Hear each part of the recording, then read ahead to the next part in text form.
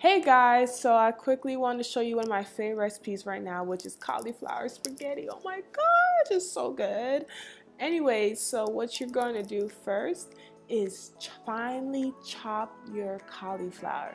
Like, make sure it's finely chopped. I washed it, peeled off a little bit that I needed, and chopped it finely. And then I chopped up some green onions, some green peppers.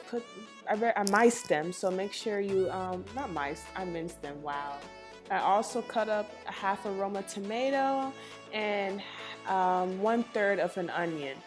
You don't have to add all this onions to have green onion and regular onion, but I like it. So here are my vegetables. Not only am I doing 1, but 2, but 3, but 4 cups of, not cups, but the tops of some olive oil. And I'm just frying up the cauliflower and making sure it's coated evenly with some oil, and then flatten all of it on the bottom so it can be evenly cooked.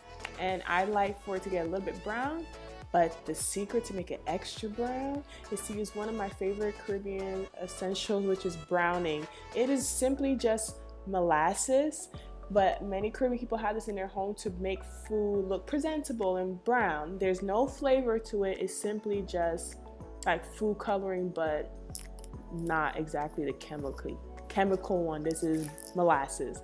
So I fry it up some more on the medium high heat, and I add up my rest of my seasonings. Not my tomato yet, just the onions and the green pepper.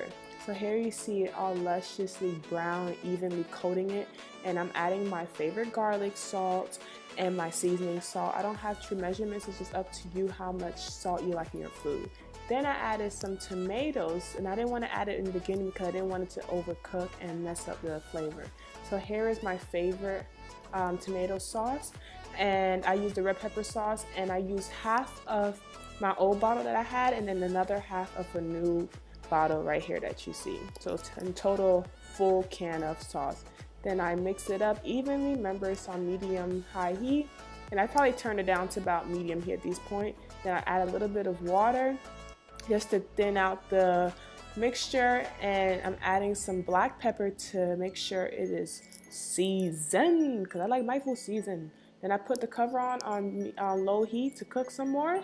Here you go. I put some dry parsley on top, and I hope you enjoyed this video. Thanks for watching.